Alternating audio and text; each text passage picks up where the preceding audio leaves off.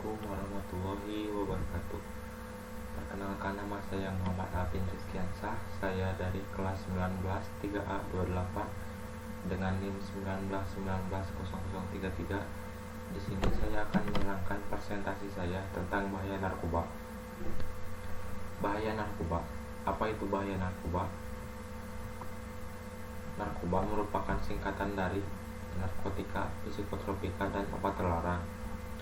Narkoba merupakan zat yang dapat mempengaruhi kondisi kejiwaan seseorang berupa pikiran, perasaan, dan perilaku seseorang, serta dapat menimbulkan ketergantungan fisik dan psikologi seseorang.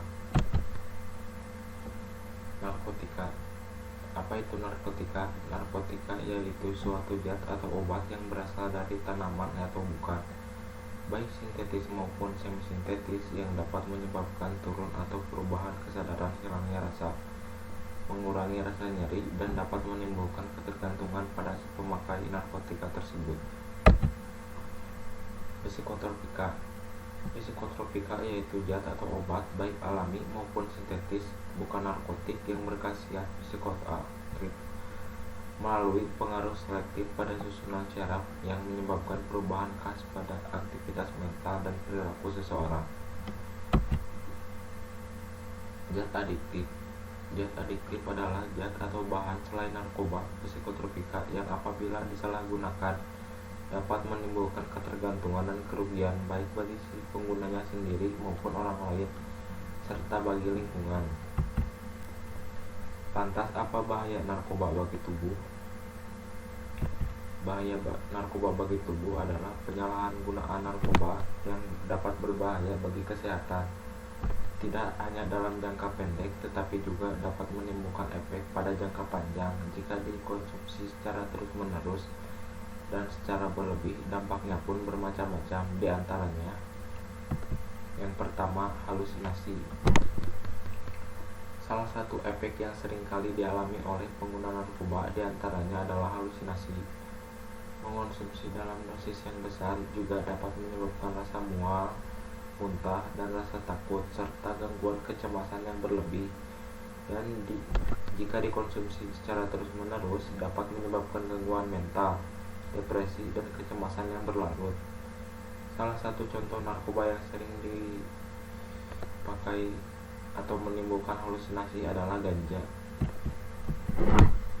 Yang kedua adalah dehidrasi. Narkoba yang disalahgunakan dapat menyebabkan keseimbangan elektrolit berkurang, sehingga berakibat badan akan mengalami kekurangan cairan atau dehidrasi. Konsumsi narkoba secara terus-menerus atau kecanduan juga membuat tubuh mengalami rasa kejang-kejang, halusinasi, perilaku agresif, dan rasa sesak pada bagian dada. Dalam jangka panjang juga, dehidrasi ini dapat menyebabkan kerusakan bagi otak. Yang ketiga, menurunkan tingkat kesadaran. Dampak pemakai narkoba dengan dosis yang berlebih akan membuat tubuh terlalu rileks sehingga kesadaran menjadi berkurang. Bahkan si pemakai narkoba tidak bisa tidur secara terus-menerus dan tidak bangun untuk jangka waktu yang sangat lama. Risiko kehilangan kesadaran tersebut membuat kondisi tubuh terganggu, sering bingung, dan perubahan yang perilaku yang cukup tinggi bagi si pengguna, serta dampak yang cukup parah adalah hilangnya ingatan serta sulit mengenali lingkungan sekitar. Yang keempat dan yang terakhir adalah kematian. Dampak terburuk bagi pengguna narkoba adalah kematian. Efek obat-obatan ini dapat terjadi bila pengguna yang mengonsumsi dalam dosis yang besar hingga menyebabkan overdosis.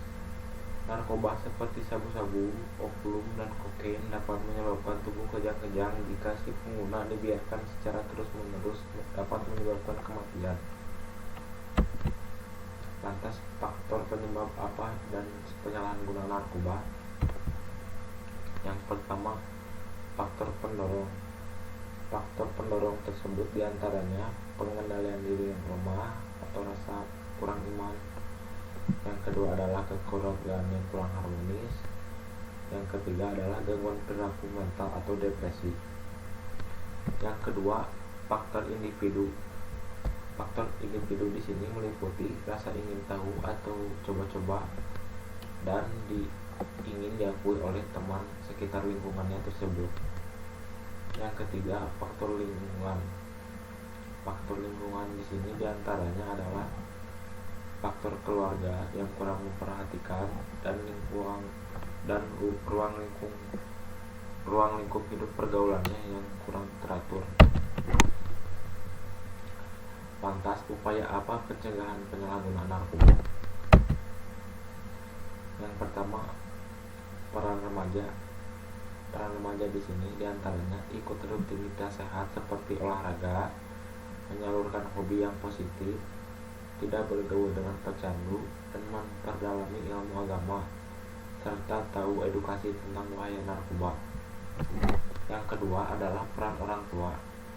Peran orang tua di sini antaranya menciptakan kekeluargaan yang harmonis, kemudahan atau keterbukaan dalam berkomunikasi, dan mendidik dengan baik serta memberi contoh yang baik dan mengasihi.